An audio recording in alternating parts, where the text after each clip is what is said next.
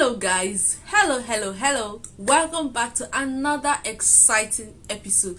Today's video is from the Equano project.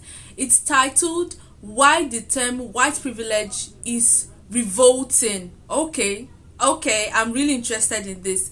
This is coming from Douglas Murray. My name is Ogechi and this is Ogechi Reaction. Welcome back to another exciting episode. If you're stopping by for the first time, thank you so much for stopping by. Do want to click on the red subscribe button, like this video, drop a very nice comment, because the conversation is usually continued in the comment section, okay? So please drop a nice comment, and so it is important that you watch through to the end, okay?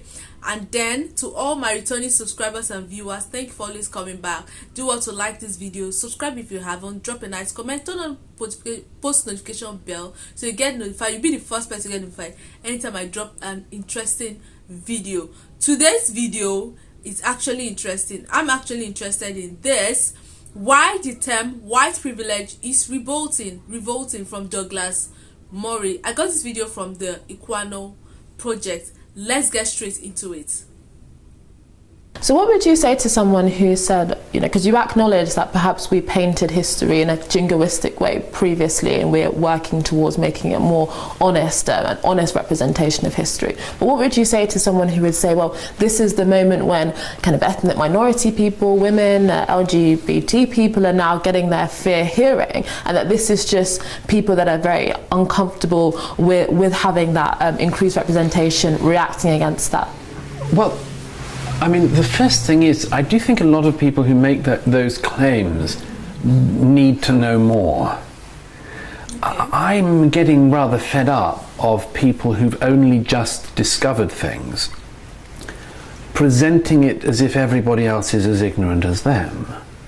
Like, some of us happen to know a lot of female writers before the year 2020. Some of us can think of an awful lot of very talented and brilliant black figures from before today. Some of us happen to know that there have been very prominent gay figures who existed before 2020.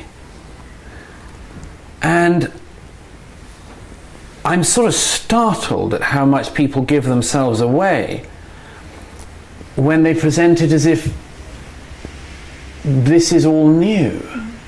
Now, is it true that certain figures and certain voices were not heard as much in the past? Sure, but you can play that game almost irreducibly. And by the way, another thing worth pointing out in that is there are a lot of lines we don't play that a lot now.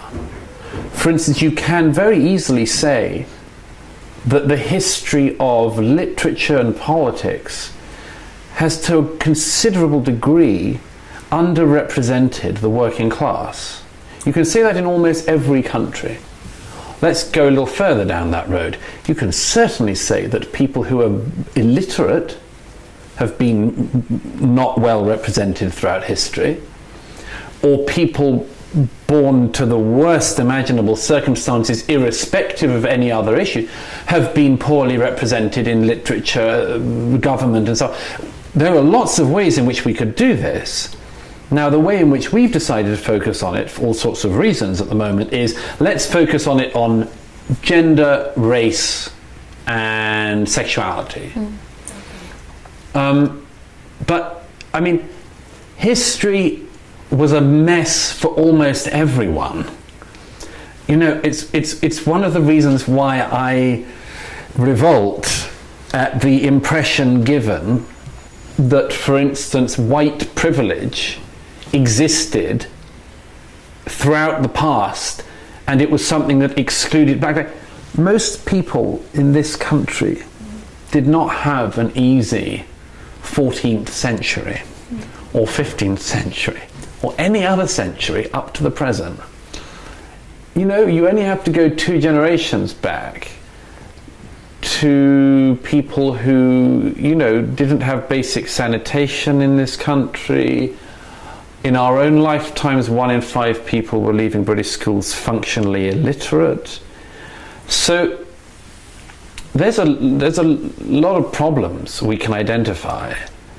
And I'm not minimizing any group's sufferings in that. I'm just we need to have this understanding in the round.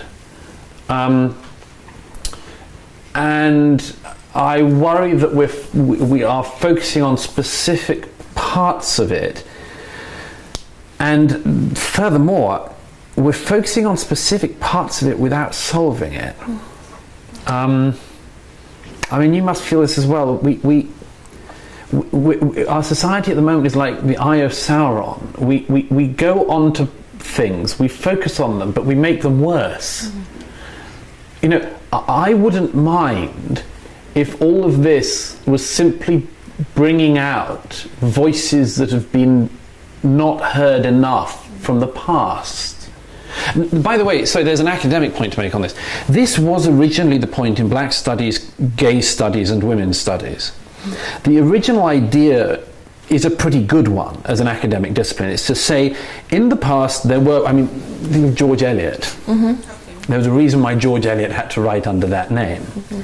But so you can play, you can definitely play this exercise of saying, there were women in the past who were not read enough or had to disguise who they were, and let's therefore return to them now and bring those voices back up. That seems to me to be a very noble academic enterprise, and a noble enterprise in other ways. You can do the same thing with gay figures in the past, and you can certainly do the same thing with black figures in the past. That seems to me to be a very, very worthwhile enterprise. Here's the moment where it starts to divide. It starts to divide when those people are already in the canon. They are not black literature, gay literature, women's literature, they're literature. They're not black history, gay history, women's history, they're history. And one thing, and I focus on this in the studies thing, because it's so interesting that what has ended up happening, instead of allowing these figures to become part of that and remain part of that, they suddenly are back to being in the special interest shelves. And that seems to me an epitome of what I would have thought we wouldn't want. Okay. Why the term white privilege is revolting, from Douglas Murray. So from the earlier conversation, what he was talking about from his earlier discussion, right? He was saying that we need to understand and have basic knowledge of certain things before we actually say, you know, certain things. You know, we should not just come out and just say things like that. We should actually have basic knowledge. So he talked about race, he talked about sexuality, and one other thing like that. Anyway, let me know what you think about this in the comment section. What are your thoughts about white privilege?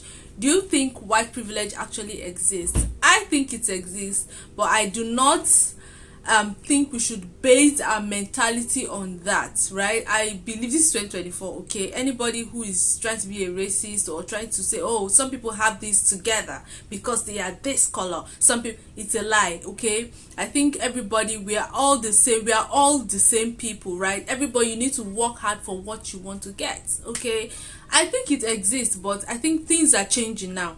Things are changing, things are getting better, people have a better understanding of certain things. Yeah, anyway, let me know your thoughts about this. Let me know what you think about it. Let me know if you understand fully what Douglas Murray is trying to say in this particular short video. I would love to see your comments. Do well to like, share, subscribe, drop a comment, turn on post notification bell so you get notified anytime I drop a new video. I'll see you in my next episode. Bye bye.